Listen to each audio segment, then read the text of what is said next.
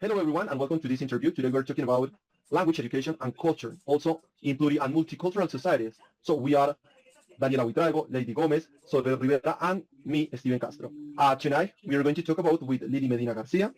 She's a teacher, and she's also a student of a master degree, too, and she's an expert in some fields of education and multiculturality. Okay, Lily, would you mind to introduce yourself, first of all? Hello, Steven. Of course, my name is, as you said, Lily Medina Garcia.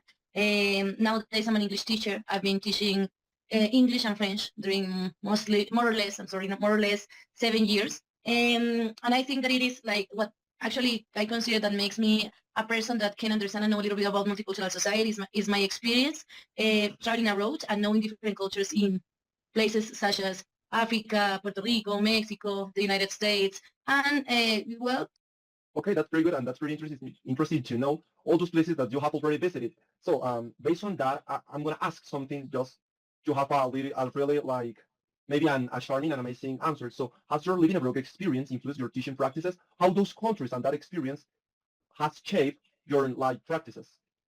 Well, actually, I think that absolutely it is. It has been a wonderful experience to be abroad and learn a lot of different cultures. And I think that it has influenced my practice as a teacher in the way that I can perceive that teaching English is not only, or teaching language, is not only or merely teaching grammar, but it is definitely learning about different cultures, but definitely and overall learning about our culture to understand better others and respect them. So I think that my experiences abroad have been very meaningful because in the way that I build myself, it can influence my practice as a teacher. Okay, thank you very much, Lily. It's quite interesting to know all those facts about you or your experience as teacher. Okay, now our second interviewer, Soret, is going to ask you something and say something. Oh, Lily, nice to meet you.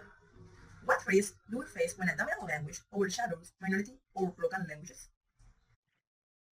I think that it's a very deep question. I consider that definitely there are some risks, or there are a lot of risks. But I think that some of them could be maybe losing identity or feeling less whenever you are, for example, learning other thing, and then you maybe think that it is like the language that other people is most appreciated than yours.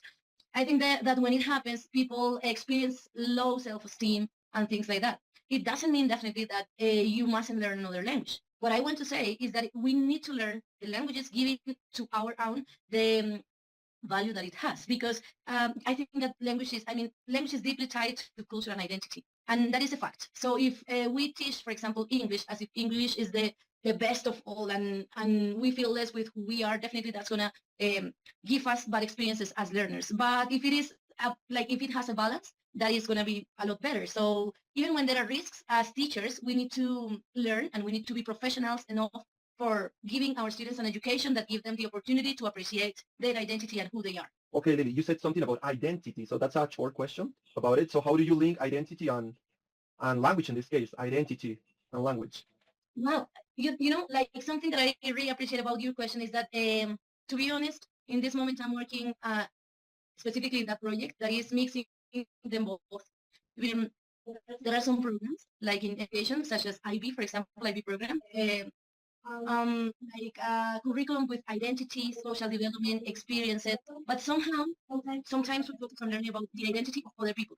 And don't take me wrong, I think it's pretty good. But so I think that it is pretty good, like to learn about other cultures and other people's identity because we can understand them better. But something that I wanted to do was try to work on identity in that specific part, but focusing in ours, which means that, for example, I am from Boyacá, which is a beautiful department. It is a wonderful place with a lot of wonderful things, people that is very, very good, and they give more than what they have. And those are things that we as Boyacenses need to understand and appreciate. So what I'm trying to do is to give my students a space in which they can learn about who they are for having the opportunity to show who they are to other people. So I think that mixing identity with education and the learning of a new language is definitely some like a valuable experience for letting them understanding that if they learn another language, it doesn't mean that theirs is less. I think that it is pretty much the experience that I find more interesting and the best for just adapting the curriculum to a better idea of how is learning English or a different language, as it is French or other, whatever. Okay, thank you. Okay, now let's listen to Daniela that is going to ask you something too. Okay, Lily. I'm so interested in knowing how can you, as a teacher, be a bridge between cultures? How can I be like a bridge?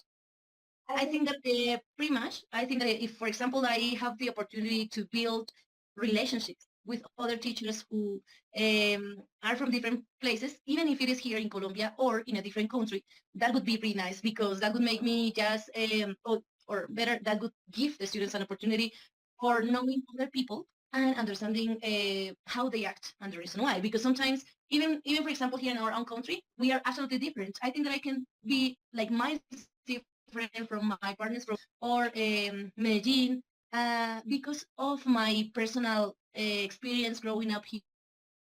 In this pretty interesting how we as teachers can create relations in which we can build together bridges for breaking those stereotypes. And not only like here in Colombia, as I said before, but also, for example, we can just understand how can create those kind of relations with people from other countries and let them know who we are. That in a way in which we can use the language as a mean of communication. But also, I think that in our practices, in our daily practices, we can start like focusing on understanding our own perspective of culture for getting better in a way of learning a language.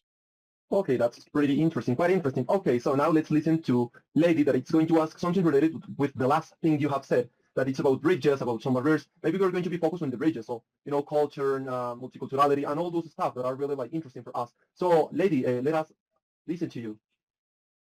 Hi, Lily. Nice to meet you. Hi, Lady. Nice to meet you too. Now, Lily, in your opinion, is bilingual education more a bridge or barrier for culture and preservation? Well, bilingual education, from my perspective, is wonderful. I think that it breaks a lot of barriers. I consider that when implemented thoughtfully, it can be a powerful or dangerous. It depends actually on how we do it. Because I think the bilingual education is a space in which we can learn not only a different language, not only saying things with different words. We actually learn how people perceive the same things than us in different contexts because of their experiences. So if we can become thoughtful enough for understanding that, I think that it is more a bridge than a barrier because yes, pretty much we can just learn from others and learn from ourselves.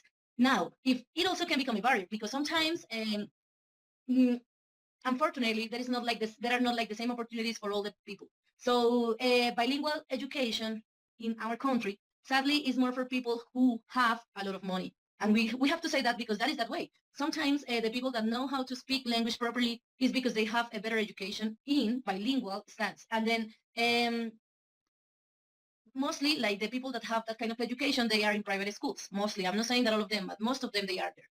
So the people that can get to learn a different language is more, it's common that they have easily, or that they get easily a job because they know a different language, like for example, English, that opens a lot of doors. But that like it is also a barrier when there is not like the opportunity for all the people to get to access to that kind of education that is pretty useful, let's say in a professional or in like in a growing up life.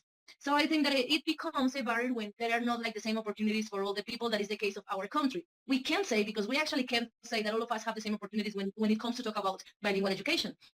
I'm saying that because as a teacher, I know a lot of rural areas that they don't even have internet connection or teachers that know how to speak English or that they don't know how to teach them that language that is so useful in the professional life, so they don't get to have that opportunity. So it becomes a barrier if it is not for all of us. But it is a bridge if we can bring it to all the people to know who we are and for us to know others who they are and learn to respect. Plus, I would like to add that, for example, in today's society, it is necessary to have an education with an open mind for all of us. But I don't know, the politics must work on that, like bringing the opportunities for all the people, because that is what education must be. We can't just become people apart or bring people apart because of the differences of the economical stuff or things like that. Okay, thank you very much. That's a really like wide perception about bridges and barriers that we can have in like bilingual education and in all those like stages in which education and we as teachers can create a different like environment. So thank you very much. We really appreciate your like time and your cooperation. for giving us this special space. Thank you.